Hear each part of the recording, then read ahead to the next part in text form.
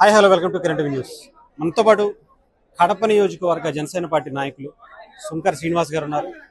మనందరికీ తెలుసు పులివెందుల్లో కూటమి చాలా భారీ మెజారిటీతో గెలిపోతుంది జరిగింది. అయితే ఇప్పుడు పవన్ కళ్యాణ్ గారు విశాఖపట్నం పర్యటనకు సంబంధించి ఉన్నారు.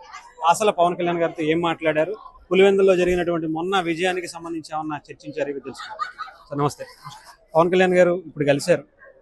గతంలో మీరు మాట్లాడుకున్నటువంటి మా ఛానల్లో మాట్లాడినటువంటి విషయాలు అన్నీ ఏమన్నా పవన్ కళ్యాణ్ గారి దృష్టికి తీసుకొచ్చారా?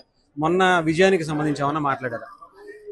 పర్టికులర్గా అయితే ఆయన అందరితో కూడా మమేకమవుతూ, ఎందుకంటే ఈ 3 రోజులు కూడా ఒక ప్లీనరీ లాగా ఆయన ఏర్పాటు చేశారు. మా జనసేన పార్టీ ప్లీనరీ లాగా సేనతో జనసేన అనే కార్యక్రమం చేస్తూ ముందుగా మొదటి రోజు ఎమ్మెల్యేలు ఎంపీలతో అలాగే వాళ్ళతో ఎమ్మెల్సీలతో లెజిస్లేటివ్ కార్యక్రమం లాగా మీటింగ్ చేసి మధ్యాహ్నము స్టేట్ కార్యవర్గ సభ్యులతో కూడా మీరు అన్ని మాట్లాడారు. ఇవాళ ముఖ్యంగా సోషల్ మీడియా ఇన్ఫ్లుయెన్సర్స్తోనూ అలాగే మధ్యాహ్నం తర్వాత వాలంటీర్స్ ఎవరైతే క్రియాశీల సభ్యత్వం చేశారో, అలాగే ఎవరైతే పార్టీ కోసం బలంగా పార్టీ వాణిని తీసుకెళ్లారో సోషల్ మీడియా ద్వారా కానీ ప్రజా ఉద్యమాల ద్వారా కానీ ఉద్దానం లాంటి సమస్యల ద్వారా కానీ వాటన్నిటి కూడా చర్చించారు.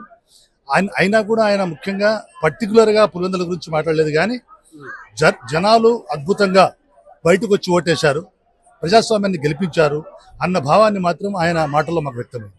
అంటే ఇప్పుడు పార్టీకి సంబంధించి చాలా గ్రౌండ్ వర్క్ చేయడం మొదలు పెట్టారు. ఎలా అనిపిస్తుంది రేపు రాబోయేటువంటి స్థానిక సంస్థల ఎన్నికల్లో, ముఖ్యంగా మీ నియోజకవర్గాలు కడప జిల్లాలో జనసేన పార్టీకి సంబంధించి ఎలాంటి కార్యక్రమాలు ఏమైనా తీసుకువెళ్తున్నారనేది ఏమైనా చెప్పారా? తప్పనిసరిగా ఆయన ఎటువంటి దిశానిర్దేశం ఇచ్చారంటే, సెప్టెంబర్ 15 తర్వాత ముఖ్యంగా అసెంబ్లీ సమావేశాల తర్వాత నెలలో 2 వారాలు 14 రోజులు పార్టీ కోసం నేను కేటాయిస్తాను.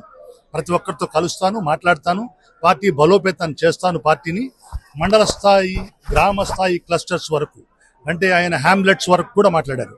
సో పార్టీని బలోపేతం చేస్తూ, అందులో పంచాయతీరాజ్ శాఖ కూడా మాదే కాబట్టి సర్పంచులు, ఎంపీటీసీ, జెడ్పీటీసీలు కూడా బలోపేతం చేసే దిశగా ఆయన అడుగులు వేస్తున్నారు.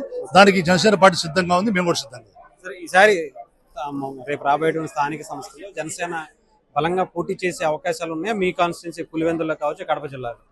ఖచ్చితంగా కడప అన్నంత మాత్రాన జనసేన పార్టీ అక్కడ వీక్గా లేదు. ఖచ్చితంగా జనసేన పార్టీ బలోపేతంగా ఉంది.